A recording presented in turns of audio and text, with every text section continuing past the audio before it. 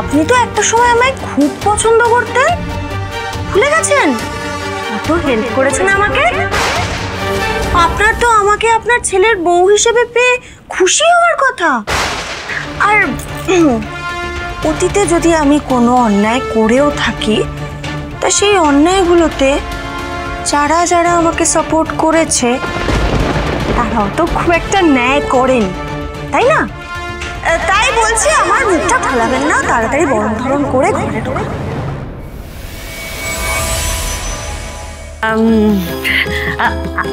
আমি আমি কি তাহলে বরণ ডালাটা রেডি করবো? ওকে বাড়ির বউ হিসেবে ওয়েলকাম করা হবে কি হবে না সেটা তুমি ঠিক করতে পারো না।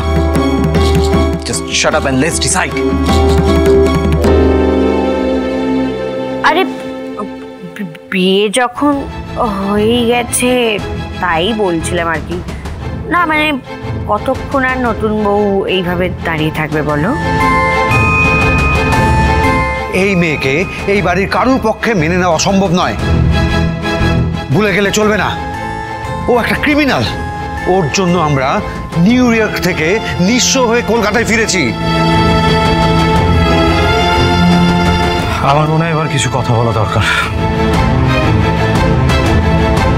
প্রথমে আমি সবাইকে একটা কথা জানিয়ে দিতে চাই। মোহনা মানে আমার স্ত্রী, ওকে যদি এই বাড়িতে ঢুকতে দেওয়া না হয় তাহলে আমি ওই বাড়ি ছেড়ে চলে যেতে বাধ্য। And that's fine.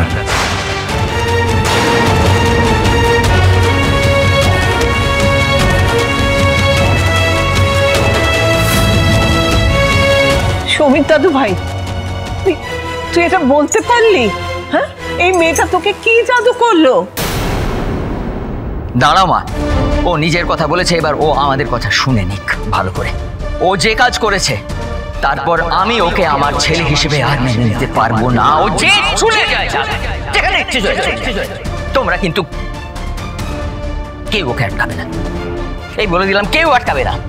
ও যে অন্যায় করেছে তার প্রশ্রয় তোমরা কেউ দেবে না। আমি হ্যাঁ ওর বাবা হয়ে বলছি এটা।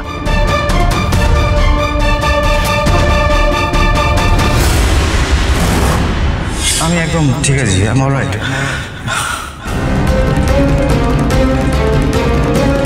দা ভাই, এটা কি করলি রে তুই? এমন একটা সিচুয়েশন ক্রিয়েট করলি, এবার যে আমার উপর প্রেশার বেড়ে গেল।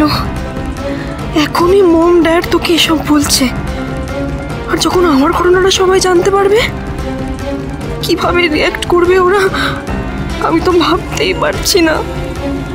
ও গড, সেভ মি প্লিজ।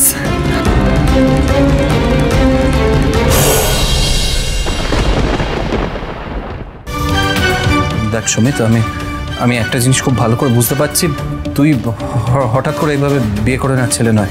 কি হয়েছে, কি হয়েছে বল, আমায় খুলে বল না কি আছে। সুমিত দেখ, যা হয়েছে আমাদের খুলে বল। নিজের জীবনটা এভাবে সর্বনাশ করতে পারিস না তুই। ছেড়ে দে রিধি, কোনো লাভ নেই ওকে কিছু বলে। ওর ঘাড়ে ভূত চেপেছে রে। যখন মানুষের সর্বনাশ ঘনিয়ে আসে না তখন এরকম ভূত চাপে ঘাড়ে, বুঝেছিস? দেখলি তো আমাদের সকলের সামনে বললো যে ও জেনে শুনে স্বেচ্ছায় একটা খুনি, একটা নন ক্রিমিনালকে বিয়ে করেছে। কতটা বুদ্ধিভ্রষ্ট হয়েছে বুঝতে পারছিস? আমার নিজেকে ওর বাবা ভাবতে লজ্জা হয় জানিস। আমার ঘেন্না করছে নিজের ওপর।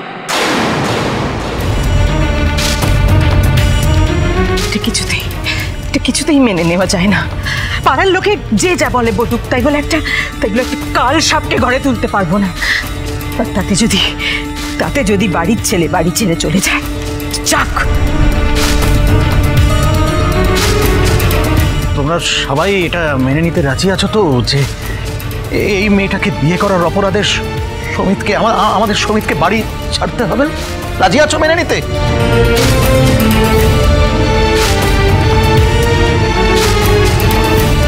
আমারও কোনো আফসোস থাকবে না রে দাদামণি।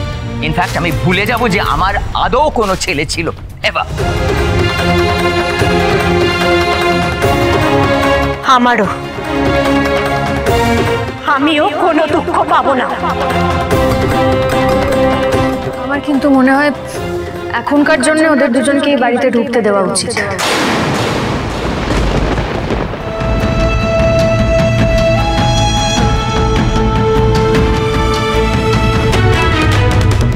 তুই কি বলছিস শুভ? এত কিছু ঘটে যাওয়ার পরে তুই তুই এটা কি বলছিস? কেন বলছিস? শুভ, তোমার কি মাথা খারাপ হয়ে গেছে? ভেবে বলছো কি বলছো? মোহনাকে এ বাড়িতে তুমি থাকতে অ্যালাউ করবে? আমি তোমাদের সব প্রশ্নের উত্তর দেব। এটাও বলবো যে আমার কেন মনে হচ্ছে ওদেরকে আপাতত এই বাড়িতে ঢুকতে দেওয়াই উচিত। কিন্তু তার আগে আমার বাড়ির বড়দের সঙ্গে কিছু কথা আছে। হ্যাঁ, করে নাও তোমাদের মিটিং যা করার আছে, এইসব মিটিং শিটিং খেলা শেষ করে নাও। আমরা ওয়েট করছি এখানে। যদি এইসব মিটিং শিটিং করে কাজ করাই করে নাও, করে নাও। ডোনা, শিরিন, তোরা এখানে থাক। চলো তোমরা, এসো। কি হলো, শুনতে পেলে না? শুভ ওখানে গিয়ে বড়দের সঙ্গে একটা ডিসকাশন করবে। তুমি এখানেই আমার সঙ্গে দাঁড়াবে, কোথাও যাবে না। দেখো, আমি বলছিলাম না দাঁড়া, আগে আমি বলে নি। শোন শুভ, আমার মনে হয় তোর এই সিদ্ধান্ত এখানে কেউ মানতে পারছে না, আমিও পারছি না। এবারে তোরা কি বলবি বল। এক্স্যাক্টলি, দাদু ঠিক কথা বলছে। শুভ, তুমি কি ভুলে গেছো? মানে এই মোহনা এ বাড়ির প্রত্যেকটি মানুষের সঙ্গে, তোমার সঙ্গে, আমার সঙ্গে কি করেছে তুমি ভুলে গেছো? কি করে তুমি এটা মেনে নিতে পারো? লোকে ভুল করে কুড়ুলে পা দেয়, আর তুমি কি নিজের পায়ে নিজে কুড়ুল চালাতে চাইছো? কি কথা বলছে ওরা? আর শুভ হঠাৎ আমাকে ঘরে তুলতে রাজি হয়ে গেল কেন? ও কি অন্য কোনো গেম প্ল্যান করছে নাকি আবার? জানতে হবে। আমি জানি আমার সিদ্ধান্ত শুনে তোমরা সবাই খুব অবাক হচ্ছ। আচ্ছা, তোমাদের কি মনে হয় আমি মোহনাকে বিশ্বাস করি? আমার সমিতের জন্য চিন্তা হচ্ছে। কেন ও এরকম একটা কাজ করলো আমি জানতে চাই সেটা। এখন মাথা গরম করে যদি আমরা সমিতকেই বাড়ি থেকে বের করে দিই, তোমরা একটা কথা বুঝতে পারছো না যে সমিতের জীবনটা তাহলে নষ্ট হয়ে যাবে? আমি সেটা চাই না। আমাকে জানতে হবে যে ও কেন মোহনাকে বিয়ে করলো, এই বিয়ে করার পেছনে আসল কারণটা কি। তার জন্য সমিতকে এই বাড়িতে থাকতে দিতে হবে। আর এখন সমিত নিজের জেদ ধরেছে যে মোহনাকে যদি আমরা এই বাড়িতে থাকতে না দিই তাহলে ও থাকবে না।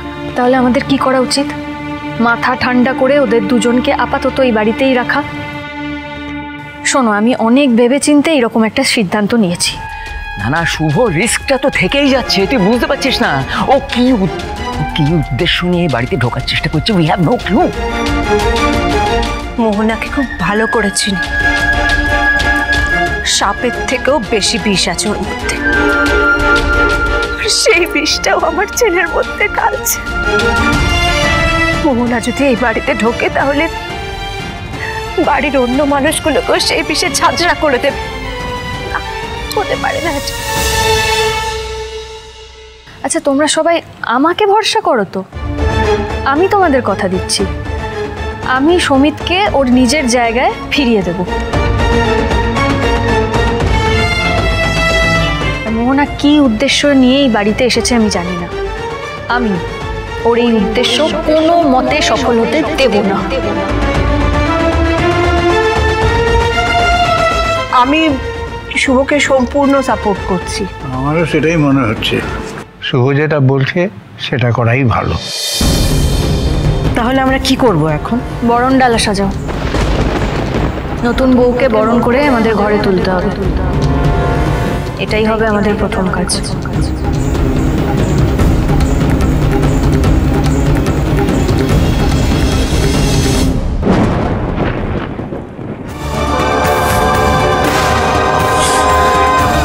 নিজের হাতে আমাকে বরণ করতে গিয়ে ঘরের সে আসলে একজন কালসাপ আনলো। আজ নিজের হাতে বরণ করে তোমাকে বাড়িতে যেমন আনলাম, সেইভাবে নিজের হাতে একদিন ঘাড় ধাক্কা দিয়ে তোমাকে এই বাড়ি থেকে দূর করে দেব।